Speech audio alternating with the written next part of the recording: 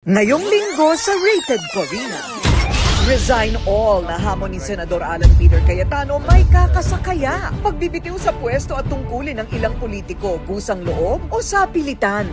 Maniwala kapag nahuli yung mastermind at yan nakasuhan, yung nasa ilalim yan will fall. Sino yung mastermind?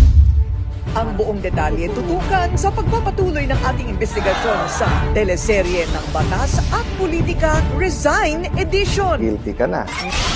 Kwento ng jeepney driver na si Joey na taga Batangas, parang gulong ng sasakyan ang naging buhay. Ang naging susi, ang kanyang ngiti. Maagang ating pamasko ang aginaldo ni Joey sa kanyang mga kapwa tsuper dito sa aking teritoryo na Cubao, Quezon City. Beep, beep, beep, sumakses si Mang Tsuper.